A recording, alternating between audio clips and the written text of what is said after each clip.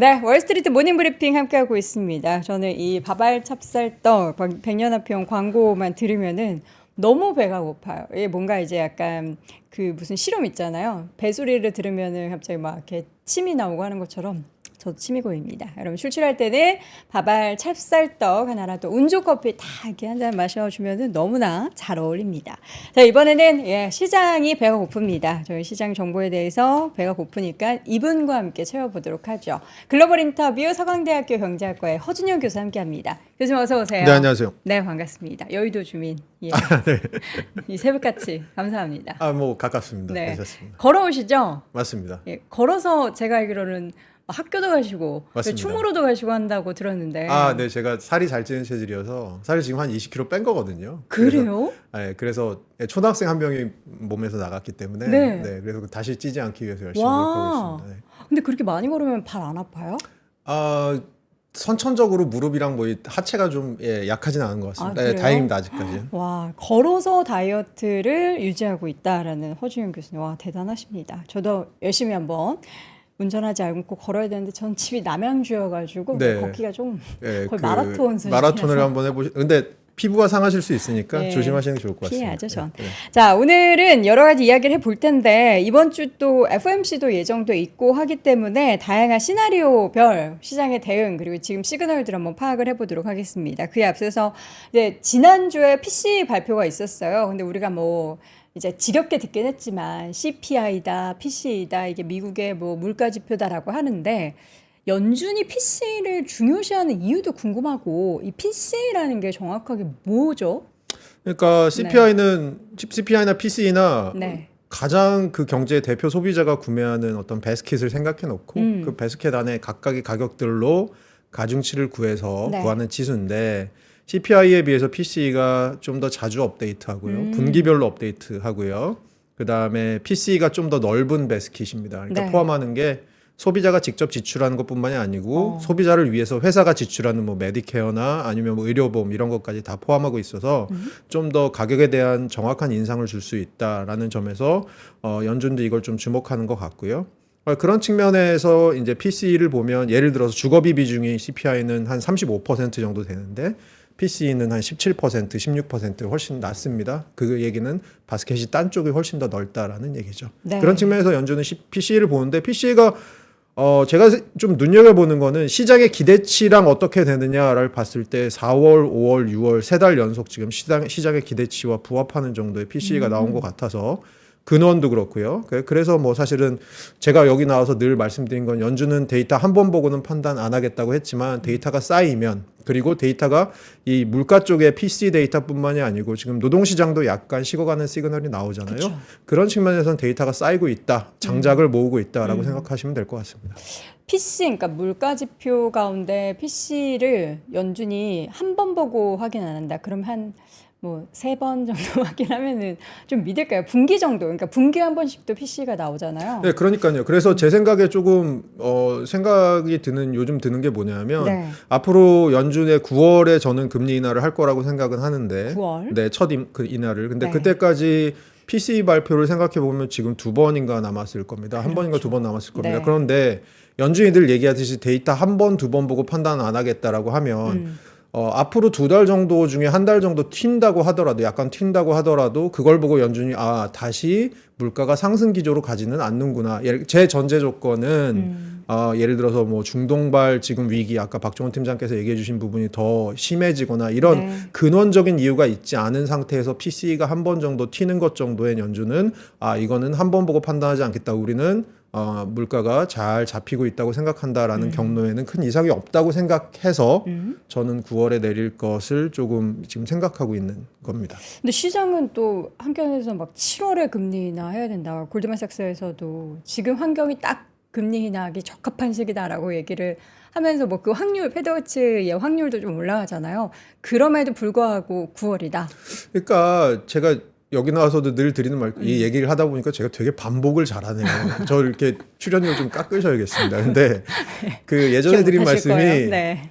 되게 큰 배 같은 거죠. 연준의 금리 결정이라는 건. 그래서 방향을 틀 때 미리 틀어놓고 생각을 해야 되는데 그 틀어놓는 게 일종의 깜빡인 거죠. 깜빡이 켜고 돌려야지 그렇지 않으면 사고가 날 수 있습니다. 깜빡이 요즘에 약간 키시는 것 같던데요. 파월 의장이 네. 스탠스가 완전 비둘기가 돼가지고 얼마 전에 네네, 그게 다 맞습니다. 이제 민주당 쪽 지지율을 위한 거다 소리가 나올 정도로 갑자기 둘기가 되셔가지고 네네네. 깜빡이가 뭐 파월 의장을 포함해서 네. 연준은 매파하셨던 분도 비둘기파로 최근에 돈다 뭐 이런 얘기들 여러 가지 있는데요. 네. 제가 생각하기에는 7월에 FOMC를 이번 주에 있을 FOMC를 아마 대형 깜빡이의 어떤 기회로 삼지 않을까 생각하고요. 네. 그리고 나서 시장한테 자, be ready, 준비해라. 자, 이제 간다라고 생각하고 9월에 가지 않을까 생각하고 있습니다. 8월엔 FOMC가 없죠. 8월엔 없습니다. 8월에 없으니까 네. 이제 7월에 이번에는 금리 인하하지 않아도 시그널을 주는 거죠. 예, 9월에 깜빡이를 할 거야 그렇지. 하면서. 서울시청 앞에다가 키는 거죠. 그러니까 그러면 시장은 또 선반영 하잖아요. 네. 그럼 9월에 할 거를 7월부터 선반영해서 뭔가 착착착 시장의 분위기가 완전 달라질 예, 수 그게 있겠네요. 저희가 생각하면 한편으로는 선반영이지만 한편으로는 쿠션을 먹는 거죠. 예, 그렇게 생각하시면 되죠. 그 미리 충격 흡수를 네. 할 기회를 줘야 되는 거죠. 충격이라고 하셨어요. 네. 충격 어쨌든 변화라는 거는 있으니까요. 네. 그거는 좋은 의미건 나쁜 의미건 충격인 거죠. 부정적으로 단기적으로 나타날 수 있는 금융시장의 현상은 뭐가 있을까요? 뭐 너무 달리다가 뭐 문제가 생기는 경우도 있을 수 있겠지만 저는 이미 충분히 너무 달려왔기 때문에 네. 왔다고 생각하기 때문에 이 금리나 깜빡이가 좀 더 심하게 들어간다고 해서 제가 보기엔 뭐 시장이 그걸 보고 굉장히 놀라거나 오버 리액션 하거나 뭐 그럴 가능성이 좀 적은데 네. 오히려 골드만삭스에서 왜 7월에 내려야 된다고 생각을 했냐라고 생각을 해보면 결국은 우리가 못 보는 걸 그들은 보고 있다라고 뭐 그들은 생각하는 걸 수도 있잖아요. 경기에 대한 안정 경기에 대한 급격한 둔화 가능성 이런 것들이 있다라고 보는 것도 있는 것 같아요. 한편에서는. 근데 네. 그 가능성이 아직은 크지 않다라고 저는 판단하고 있습니다. 지금 그러면은 약간 시장도 눈치를 봤잖아요. 막 이렇게 살짝 이제 뭐 조깅 정도로 뛰다가 7월에 FOMC에서 이제 정말 그 대형 전광판에 깜빡이가 팍 들어오면은 그때는 뭔가 뭐 위든 아래든 방향으로 미친 듯이 막 질주를 할 것 같긴 한데 사실 지난주에 빅테크 종목들 막 엄청 출렁이고 그랬을 때 이제는 그래도 이제 단기적인 하락 이후에 좋아질 거야 싶었는데 이번 FOMC 끝나고 나서 어떻게 될지 저는 좀 잘 모르겠네요. 그리고 시장을 해석이 어떻게 될지. 그러니까 FOMC 끝나고 나면 저는 오히려 저는 사실 금리 인하라는 것은 이미 시장에 많이 반영되고 있지 않나라는 이미 반영되는 반영됐다. 편이고 오히려 전에 출연했을 때부터 말씀드린 건 어쨌든 간에 각 기업의 실적이나 좀 각자 도생의 분위기로 가지 않을까라는 생각이거든요. 그래서 뭐 저는 개인적으로는 지금 M7 중에 조금 뭐 알파벳이나 테슬라 최근에 좀 좋지 않았던 뭐 이런 부분들에 대해서는 뭐 실적 부분이 알파벳은 실적 부분은 아니지만 테슬라는 실적 부분이니까 실적 부분이 조금 더 중요한 역할을 하게 되지 않을까라고 생각하고요. 그 금리 인하는 그런 측면에서 저는 걸치적거리던 거 하나가 사라지는 거지 그 자체가 앞으로 굉장한 어떤 군불이 되지는 않을 것 같다는 생각이 드는 거죠. 네. 지금 이제 빅테크 종목들의 단기적인 낙폭이 워낙에 컸다 보니까 물론 그들만 올라갔었기 때문에 뭐 이 정도 하락쯤이야라고 생각하실 수도 있는데 빅테크가 그렇게 하락하자 뭐 AI 거품이 이제 꺼지기 시작했다, AI 캐즘이다 뭐 이러면서 무서운 단어들이 막 등장하기 시작합니다. 그러면서 이제 실적 발표 이제 막 지난주에 M7 종목 중에 2개 했는데 이거 봐라 실적 이거 비용이 더 많이 있지 않냐 이거 돈 쌓아서 과연 뭘 할까 그러니까 다들 부정적으로만 회로를 돌리고 있는 것 같은데 교수님께서는 이 최근의 분위기를 어떻게 좀 보셨어요? 그러니까 한쪽의 스피커가 커지는 거지 그 두 개의 목소리는 언제나 저는 있다고 생각해요. 공존을 항상 하는데 공존을 한 상황에서 조금 반대쪽의 목소리가 커질 기회가 되면 그쪽 목소리가 커지는 거고 저는 일종의 그러니까 사실은 뭐 그런 부분이지 전반적인 대세에 큰 지장이 있을까라는 네. 생각은 늘 하고 있고요. 오히려 금리 팩터보다는 제가 생각하기에 올 하반기로 가면 갈수록 결국은 대선 팩터가 좀 중요할 것 같은데 그 대선 팩터가 중요하다는 건 전반적으로 매크로에도 영향을 미치지만 아까 로테이션이라는 말씀 박종훈 팀장님께서 쓰셨는데 로테이션에 큰 영향을 줄 것 같아서 대선 팩터가 근데 사실 이렇게 다이나믹한 대선을 저는 적어도 제가 뭐 나이가 많다면 많고 적다면 적은데 최근에 본 적이 없는 것 같아서 굉장히 대선 팩터가 그 어느 때보다 좀 관심도가 좀 올라간 상황이 아닌가라고 생각합니다. 일단은 기업 실적이 제일 중요하고 금융시장에 주식시장에는 그 다음에 이제 더 큰 이것을 감싸고 있는 팩터 중에서는 대선 관련한 요인이 가장 크게 시장을 좌지우지하고 있는데 좌지우지해도 실적이 잘 버텨주면은 뭐 큰 폭으로 하락해서 다시 오뚜기처럼 그럼요. 돌아오고 할 거잖아요. 네, 그렇죠. 근데 지금 사실 실적 물론 이제 뭐 2개밖에 발표 안 됐다고 말씀드리긴 했는데 이게 나쁜 건가?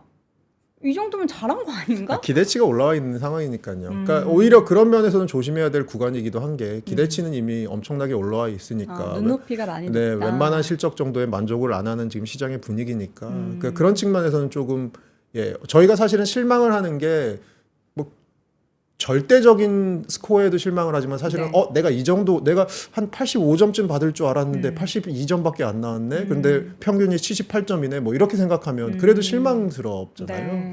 그런 측면에서 실망 아닐까라는 생각도 좀 들고 있습니다. 항상 이제 1등하던 친구가 보통 이제 1등할 때 한 개 틀리면서 1등했는데 3개 틀리면서 1등하니까 너 공부 요새 안 하니?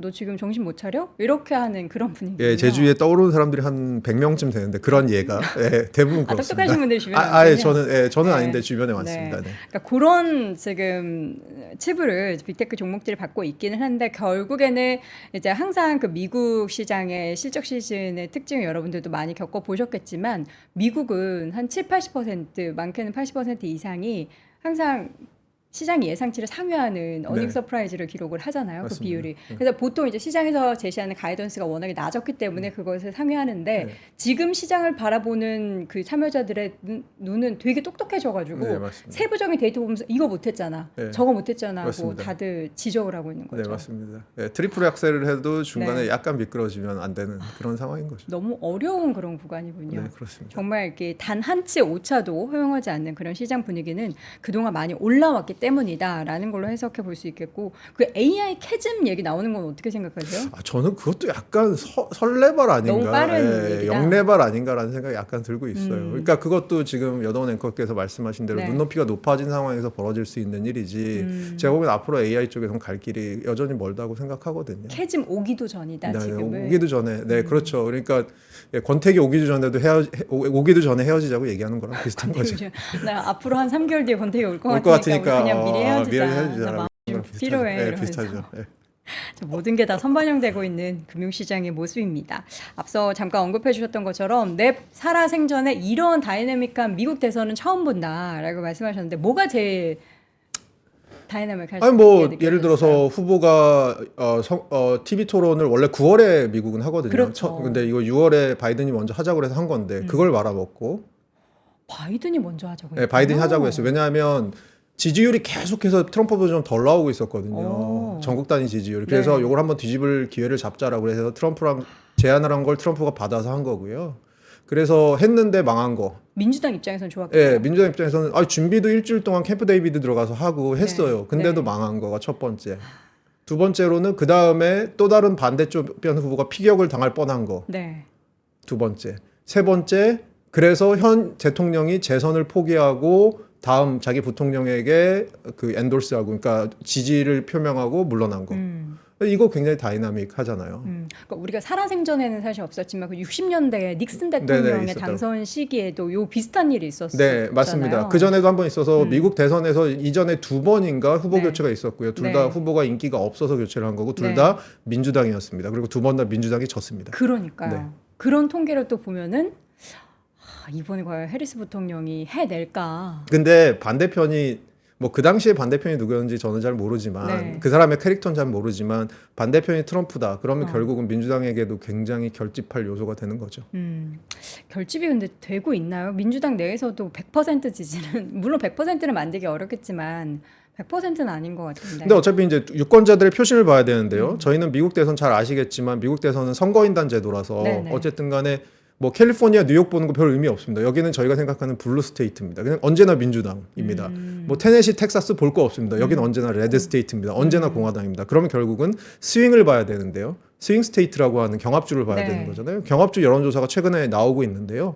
저번 주말에 나온 여론조사를 보니까 이건 리얼 클리어 폴리틱스라고 하는 미국에서 제일 여론조사 많이 하는 데서 하는 건데 보면 위스콘신이랑 미시간이랑 펜실베니아가 그 동북 쪽의 경합주인데 다 지금 0.7에서 1% 차이 혹은 미시건은 타이까지 나오고 있고 펜실베니아는 여전히 3% 해리스가 지고 있는데 많이 따라왔죠.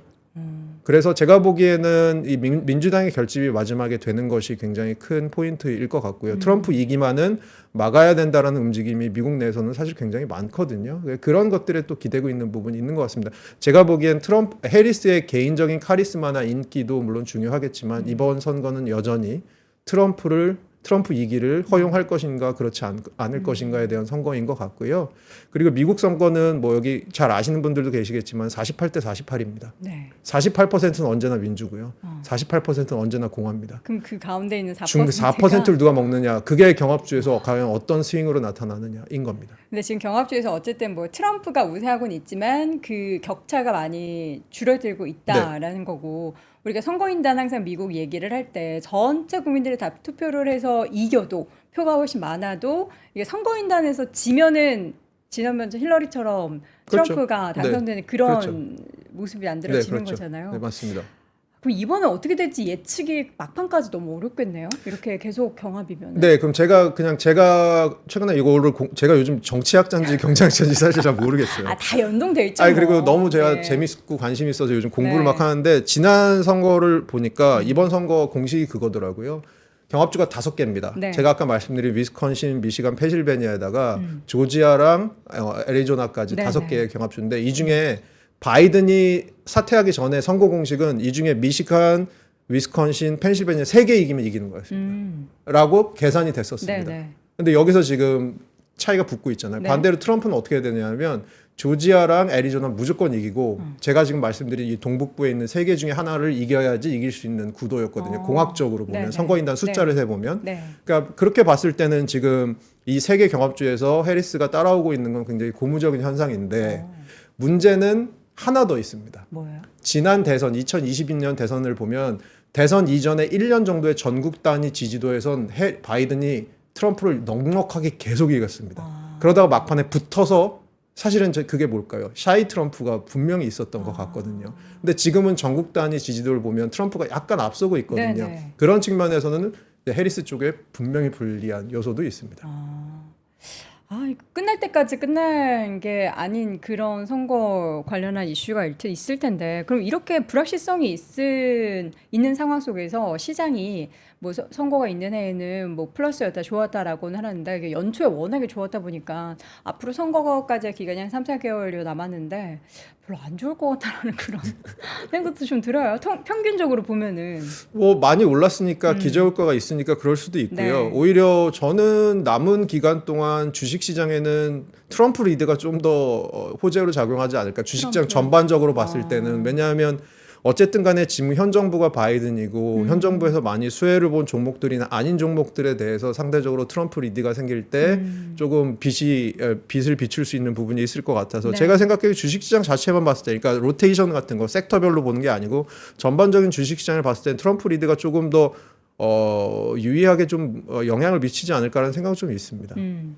거의 이제 트럼프 쪽으로 많이 기울어져 있는 건 맞는데 그 격차를 해리스가 얼마나 빠르게 좁히고 뒤집느냐가 관건이 될 것 같은데 네. 그러면 이제 트럼프 쪽 그래서 시장은 이미 트럼프 쪽 관련 뭐 수혜주다 관련한 산업이다 하면서 이야기가 참 많습니다.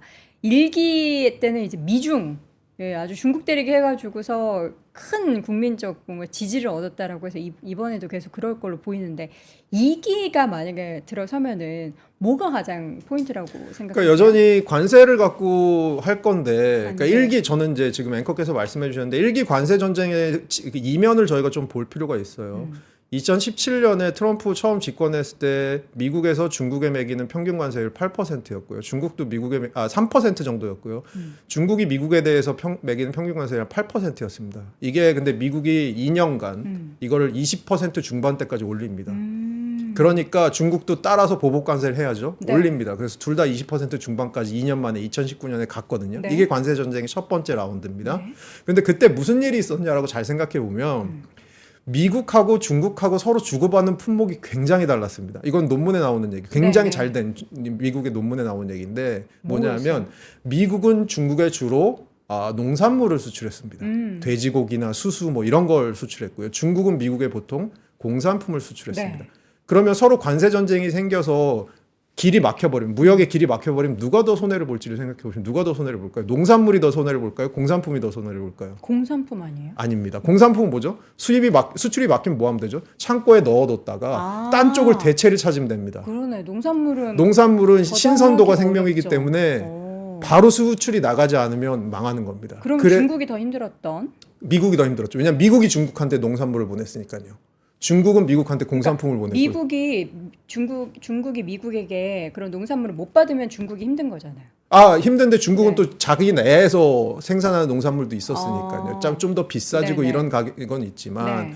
그래서 결국은 누가 더 손해를 봤냐라고 그 논문의 결과는 미국이 더 미국이다. 손해를 봤다. 그 미국에서도 특히 뭐가 손해를 봤냐? 농업이 손해를 봤다라고 얘기를 많이 하거든요. 수출을 못 해가지고. 네. 그런데 그래서 그 데이비드 아우터라고 하는 MIT 교수가 쓰신 논문인데요. 네. 대가세요. 언제 노벨상을 받아도 이상하지 않은 분인데 이분이 최근에 논문을 다시 썼습니다. 제가 보기엔 이분 민주당 지지자 같은데 다시 써서 네. 그렇게 했던 관세 전쟁이 실제로 미국 내 일자리 창출에 도움이 됐느냐라고 했는데 결론은 데이터 막 분석을 해보니까 네 분이서 대가 네 분이서 안 됐다. 별로 안 됐다라는 게 결론이었고요. 그런데도 불구하고 트럼프는 굉장한 수혜를 입었을 거다. 어떤 수혜를 입었을 거냐? 네. 그 농부들의 입장에서는 실제로 이 대가들이 아주 오랫동안 데이터를 분석해서 나와야 되는 결과를 알 리가 없잖아요. 그러면 그분들의 입장에서는 센티멘트, 마음인 거죠. 뭐냐? 저렇게 파워를 가진 사람이, 저렇게 높은 사람이 우리를 위해서 저렇게 중국과 싸워주고 우리 산업에 관심을 가져주고 이거 결국 이게 트럼프 입장에서 굉장히 표로 돌아왔던 거고요. 결국 그런 측면에서는 실익은 크게 없었던 관세 전쟁이었으나 미국 입장에서는 미국은 실제로 그래서 농가에 3조 넘는 보조금도 줬었거든요. 그런 걸 다 알고 네. 그래서 그런 측면에서는 실익은 없는 전쟁이었으나 결국은 트럼프 입장에서는 굉장히 본인이 수혜를 받을 수 있었던 이런 전쟁이었다라는 논문의 결과들이 최근에 있거든요. 그러면은 이번에는 그런 얘기가 있어요. 미중 간의 관세 전쟁이 계속해서 펼쳐질 예정이지만 과거에 어쨌든 그러한 학습 효과가 있었기 때문에 그리고 이제는 뭐 수입 수출하는 품목이 좀 많이 달라져가지고 그때와는 결이 다를 것이다라고는 하던데 어떻게 달라지는 거예요? 이번에는 관세 전쟁을 좀 더 저는 하면 세게 할 가능성이 좀 있어요. 60%, 네, 100%. 60%까지는 사실 블러핑일 가능성이 좀 큰데 네. 미국에서 대통령 행정명령으로 관세를 추가적으로 부과할 수 있는 게 10%가 상한입니다. 그래서 뭐 60%는 뭐 이게 의회 통과하고 뭐 하면 할 수는 네. 있을 겁니다. 근데 60%까지 가는 건 좀 블러핑인 것 같고요. 그건 트럼프의 일종의 정치적인 제스처 같고요. 네. 그래도 관세 전쟁으로 여전히 붙을 것 같고 사실은 뭐 제가 여기서 그런 말씀 드렸는지 모르겠지만 민주당이나 공화당이나 미국의 지지자들에 상관없이 그러니까 중국에 대한 반중 감정은 지금 엄청나게 많이 올라와 있는 상황이어서 뭐 사실은 이 중국 대리기에 열혈 아주 눈에 불을 킬 것은 뻔한 일이고요. 아마 관세 전쟁으로 갈 거고 그리고 트럼프 일기 때 했던 환율 조작국으로 갈 수도 있고 네. 여러 가지 카드를 꺼낼 건데 지금 보면 트럼프는 다음 텀이 없잖아요. 두 번째 텀이잖아요. 그렇죠. 그 미국 수정법으로 이제 못 하거든요. 다시 두 이번이 번. 마지막 텀이거든요. 네. 그래서 마지막 텀이라서 마일드할지 마지막 텀이어서 나에게 내일은 없다라고 할지는 잘 모르겠습니다. 그렇죠. 트럼프 성격도 모르겠는데. 하지만 정책도 트럼프가 그럼 모르겠고. 이번 정권을 마무리하고 예를 들어 들어온다면 네. 마무리하고 트럼프가 가질 수 있는 건 뭘까라고 생각해 보면 사실 수많은 트럼프 키드들을 양산하고 아마 또 지금 이미 양산된 트럼프 키드들을 더 뭐 벤스도 부통령 지명자도 그렇고요.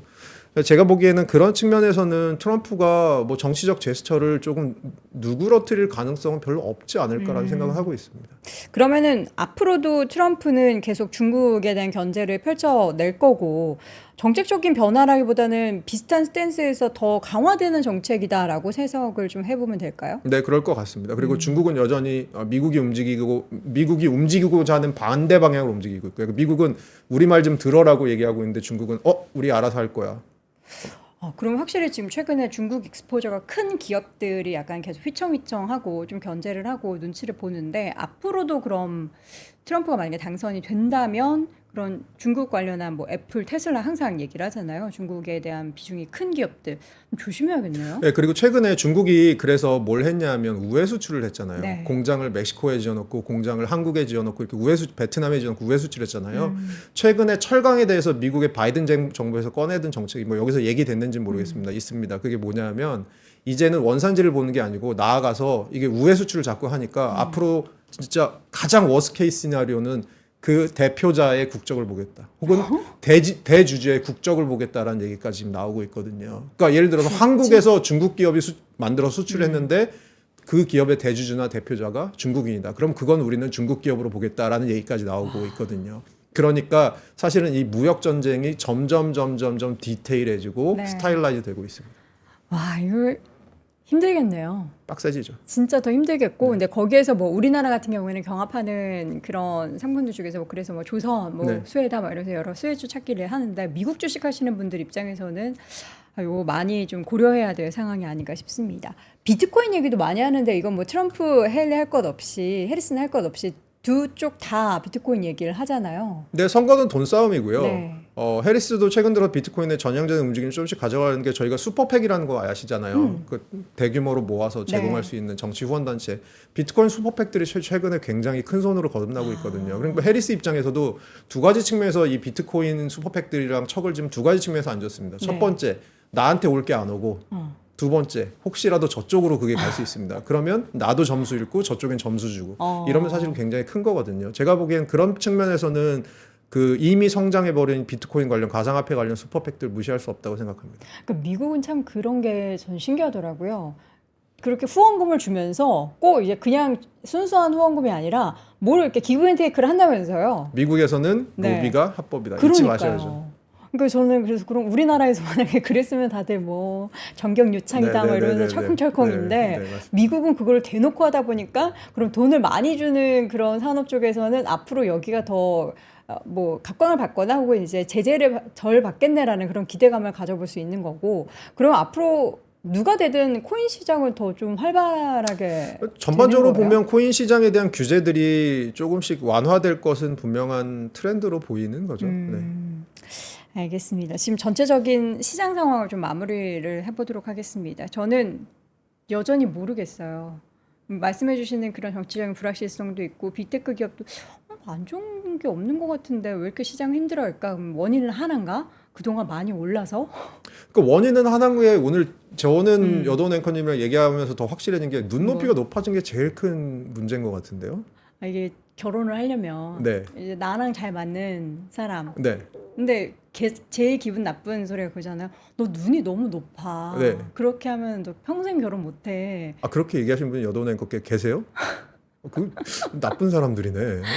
그런 얘기는. 근데 빅테크에 대한 투자자들의 시선이 이거잖아요. 아, 네, 아주 찰진 네. 비유, 굉장히 찰진 비유셨습니다. 아, 희생했습니다. 저를 네네네. 희생해서. 네. 근데 그런 상황이 아닌가. 네. 그러면 어떻게 투자자들이 눈높이를 낮출 수는 또 그건 없잖아요. 없죠. 예, 뭐 우리가 생각하는 수익률을 뭐 낮추거나 그럴 수는 없고. 네. 그럼 시장이 그걸 맞춰야 되고 기업이 그 투자자들의 눈높이를 맞춰야 네, 그렇죠. 어쨌든 수급이 들어오고 사랑을 받는 건데 네, 그렇죠. 그게 될까에 대해서는 향후 이제 뭐 하반기에 뭔가 빡 하고 터질 만한 긍정적인 산업별 그 모멘텀은 딱히 있을까 싶어요. 올 하반기에 굳이 터질 수 있는 게 있을까요? 저는 그렇게 뭐 크게 보이지는 않고요. 그러니까요. 예, 이미 잘 오고 있고. 그러니까 눈높이는 높아진 걸 낮출 수는 없지만 눈을 더 샤프하게 가져가야죠, 결국은.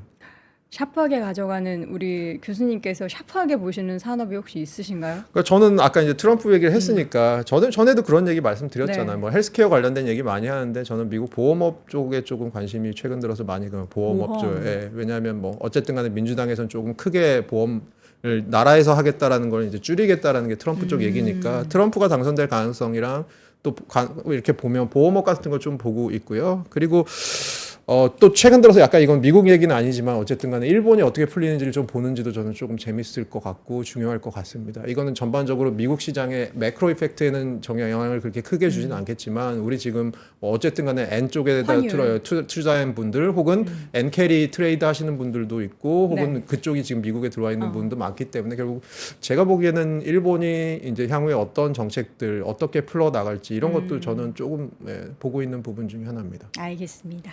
자, 오늘 또 재미난 이야기를 했고 살신성인으로 찰진 비유까지 한번 해봤습니다. 자, 오늘 글로벌 인터뷰 서강대학교 경제학과 허준영 교수와 함께했습니다. 교수님 고맙습니다. 감사합니다.